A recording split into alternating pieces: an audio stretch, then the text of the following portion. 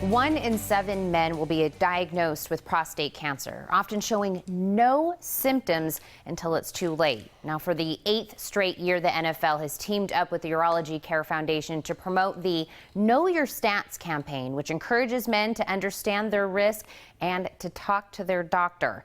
Joining us to share more is NFL Hall of Famer and prostate cancer survivor Michael Haynes with prostate cancer specialist Dr. Benjamin Lowentritt. Gentlemen, thank you so much for taking a moment to talk to me this morning. Thank you. Doctor, let's start out with a little bit of education about prostate cancer, which is really what we're trying to do today. What is it that we do in order to get diagnosed with prostate cancer? How is that done? Well, most men that are diagnosed with prostate cancer start out with a simple blood test called the PSA and an exam. If either of those are abnormal, that will lead us to do a test that's about a 5-minute procedure called a prostate biopsy. And that gives us the definitive answer, is there cancer or not? But it's really important to start out with those initial tests. And like we said at the very beginning, there's situations where there's no symptoms. Michael, I know you were actually diagnosed at an event talking about prostate cancer at the Hall of Fame. Tell me about how that happened and what your journey has been like since that diagnosis. Well, I actually wasn't diagnosed there. Actually, what happened was I had the screening there. So I had a simple blood test and the rectal exam, as Doc was saying.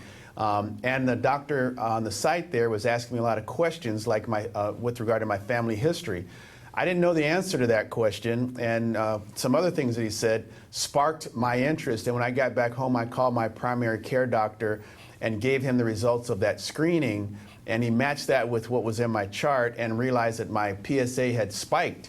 And he recommended that I get a biopsy, which is the only way to tell if you have cancer. So I had cancer in 9 of the 12 places, and I was fortunately in the right place at the right time and asking the right questions and talking to a doctor who wanted to make sure I did my homework and found out what my personal risk was.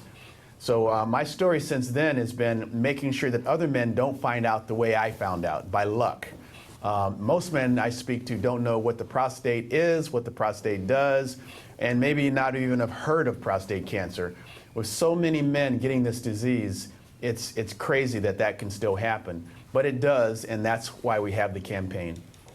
And of course, you know, men are kind of known for maybe not wanting to go to the doctor, not asking a lot of questions. What? So we want to promote that. We want to let them know it's okay, and there's a good reason to do so. And doctor, you know, let's kind of even narrow this down even more. Do we know maybe who's at a higher risk for prostate cancer?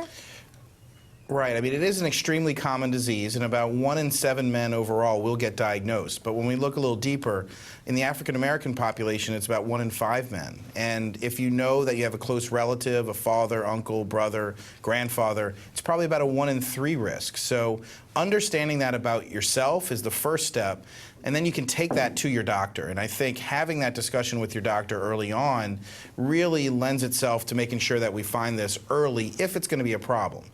So, you know, something that's so common where you have about 180,000 people this year diagnosed, it's not rare. So if you ask around, you're going to find people that have gone through it.